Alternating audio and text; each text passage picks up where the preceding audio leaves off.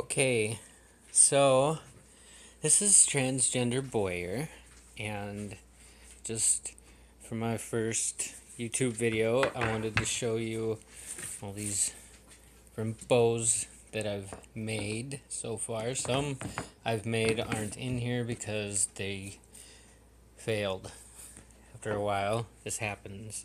This is a bow I'm working on right now. I've yet to finish, but I gotta finish it soon for my friend. She bought the pipe and everything so I can make it. But if you look, the whole back here is all done with mahogany wood stain. And if you see that, what I did was I sanded down the whole pipe completely before I did anything to it. And this is what I got. Personally, I think it looks really nice like that. But then I did golden oak on the back after using red paint to paint on exaggerated grain styles here, if you can see. But I also found if I use like a blue light marker before I even put the golden oak wood stain on, I got these blue lines in there that actually look really nice. I'm not done yet. I gotta make the Sias still and wrap the handle, obviously, but that's one of them. That's what I'm working on. This beauty here, spray paint, cracked like crazy. But this I made for my adopted sis. And as you can see, she's actually used it quite a bit before she moved out. She just hasn't been able to get the bow yet. But as you can see, some of the lettering right there. This is Schedule 40 PVC pipe. Is what it is. I made a tab on it because she doesn't know how to shoot offhand. And I thought it would be easier for her to learn how to shoot off tab and kind of hold it close to her hand. But it's a tab right there. So it would give her an idea of how to hold the bow nicely. This one is a very huge D-Flex Youth recurve I made for my cousin's kid. This is all Realtree camo duct tape, as you can see. It's my first duct tape bow job. But the handle, I put it on there. I made the handle myself, and I made this bowstring for it, which works fine for a youth bowstring. It's actually nylon cord braided together, and as you can see, it is braided. And it actually works really nicely. There's no serving on it. It's easy to make, and you know,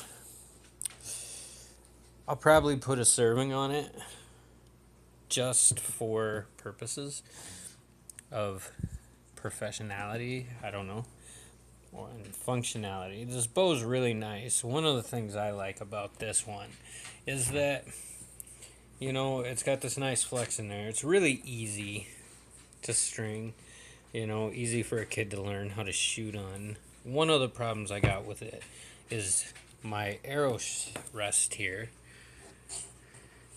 I need to flatten it out more, and either have it more flattened so that it doesn't make that little thing, like I can set my thumb in there real nicely, if you can see.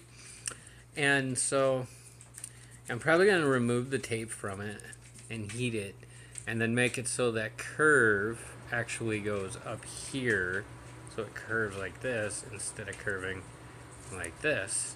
That makes Colt, it doesn't affect the shooting of the arrows too badly, but I would just like to do it better and everything. One of the things I like about this, though, is because of how it's deflexed right here.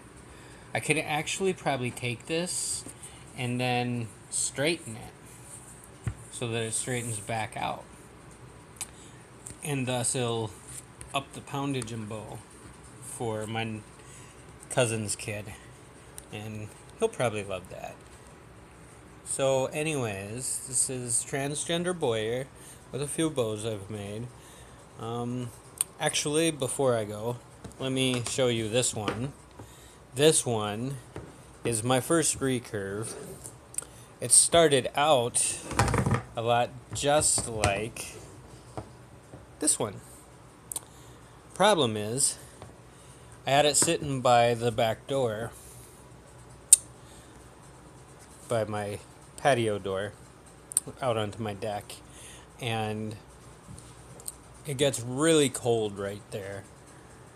And then the heat comes on, and one of my adopted sister's friends actually drew back the bow and dry fired it right after picking it up from right by the door and stringing it. He dry fired it, and it cracked at the handle.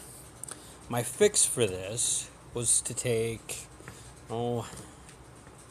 let's say like a 9.5, 10 inch length of Schedule 40, 1 inch PVC pipe.